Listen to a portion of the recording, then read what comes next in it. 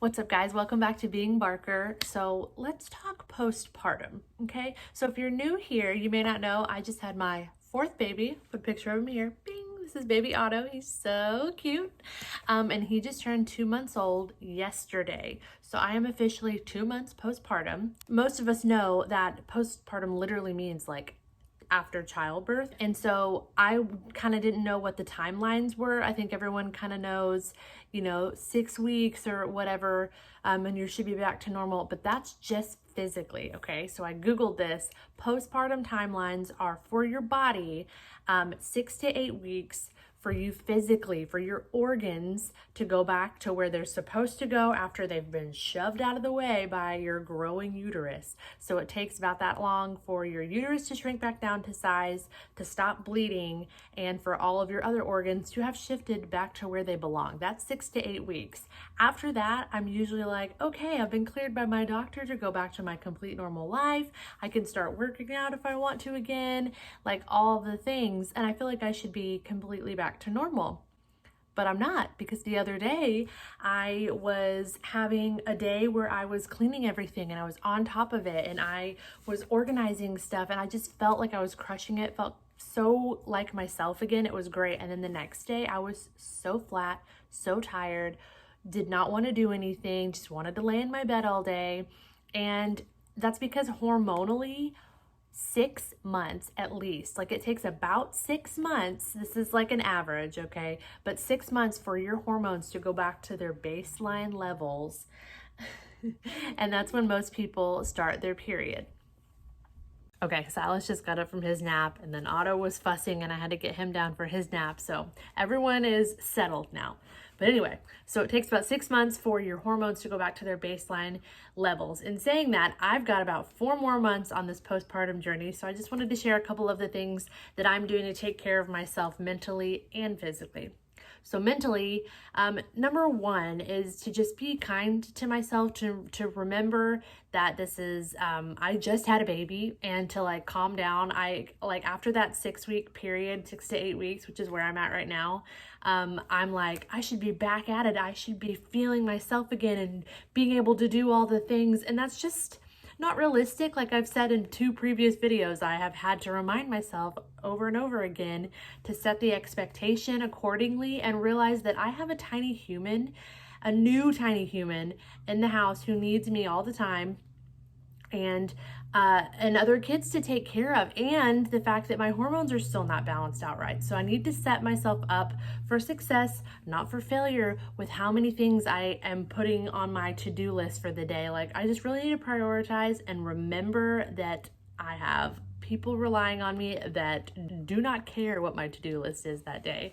And in saying that, it's just like perspective to remember that the baby Otto, I'm all he's ever known. I'm his comfort, I'm his everything. And so to be frustrated with him when he wants to be held, or he wants mom, or I'm the only one who can calm him down or whatever, like I'm all he's ever known, and I'm never going to get this time back. So really just soak it up and to like think about it from the baby's perspective. Like this world is so loud, his siblings are so loud, the dog's barking or whatever, and he just wants mama. He wants that soothing voice, that heartbeat. That's me. So I just need to like, that's hard because you want to validate how frustrating that can be, but also if you have your mind in the right place, you won't be as frustrated knowing that baby is only going to be this little for so long, and you really just need to soak it up and like just be gentle with them and yourself during that time.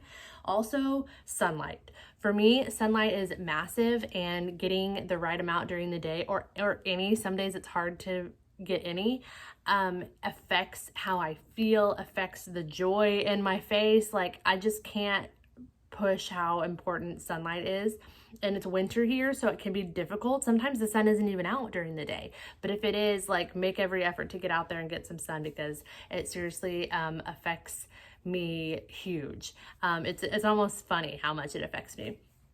The other things are just like take long showers, find little mental breaks here and there. I love a good long shower, and that's like the only place I can be where no one's touching me, no one needs anything from me, no one's asking me questions. Yeah, so I tend to get in the shower, get myself clean, and I just stand there. I just stand there. I think about the day. I talk to the Lord. I just have some time to me, and it's so nice. So take those nice long showers. And then the other thing is like I have to let Ben help me. My mom said this after I had my first baby. She said it when Ben was in the room too, and he likes to bring it up as well sometimes when I'm getting in my stubborn ways about this. But I have to let him help me, or he's gonna start not asking if I need help. Like if I keep refusing his help all the time and telling him no and not accepting him being willing to come in and help me with baby stuff, or if the baby's crying, or he can tell I'm getting frustrated, like let your partner help. Sometimes I'm always like, I can calm him down quicker, or, you know, I change diapers way faster than you. I don't want to listen to him scream or whatever. Like I just need to shush. He is okay. And I need to let Ben help me. So that's another thing for me, is I just gotta let Ben help. Okay, now physically. These are the things that I'm doing to be helpful. I'm easing back into working out. Okay, let me say this 100% for me right now. It is for my body hurts. My baby is 13 pounds right now, and we go later this week to see how heavy he is at 2 months. Because he was 13 pounds at his last checkup, and so that's 13 pounds that I'm carrying around most of the time one-armed, so I have a hand to do other things. And so my shoulders, my back, my neck is like wrecked all the time right now. And like nursing, I hunch over when I'm nursing him and I'm looking down at him. So it's just like, it's a lot physically to take care of a little person, especially when they're a monster baby like mine. So I have started exercising again 100% so that I can take care of that baby without my body getting completely wrecked. So you got to be strong enough to carry that car seat, moms. We got to be strong enough to carry those babies around and still get anything done in the house. So my exercise routine is like 2 days a week. I do like a 15-minute workout that Ben has written up for me. And then I try to like go for a walk the other days, just try to like move a little bit, stretch, something. And that's been working well for me so far. I'll give you a little body update here in a minute. But the other things are seeing my chiropractor regularly. I've always been like a once a month chiropractic seer unless I hurt myself or something. But like once a month seems to keep everything lined up and doing okay for me. But I'm going to start going twice a month right now, because like honest to gosh, last time I went, I almost cried after he adjusted my neck because my neck was hurting so bad. I was getting headaches every day. The positions that us moms will put our bodies in to make our baby comfortable, and we're in pain, and we'll sit like that while they're eating so that they'll keep eating, or while they're asleep, we don't want to wake them up, is ridiculous. We're so good. So I am going to start seeing my chiropractor more often, and Ben got me a massage for Christmas. So I'm very excited to get that scheduled and to go, because like I said, my shoulders are just wrecked. So Google some stretches, get yourself a good chiropractor, book a massage, like do something to help combat the amount of like weirdness that your shoulders and neck will be going through right now. And then the other thing, like, is just the most important thing that I can say for a postpartum journey at all is to just remember that this is not forever. This is completely normal. All of the sweating, all of the mood swings, the food cravings are still there. Like all of the things are there, but it's not forever. So don't be hard on yourself. Be nice, be patient, and you know, this may be, for me, this is going to be my last baby. I know I've said that before, but for real this time, I think this is the last baby.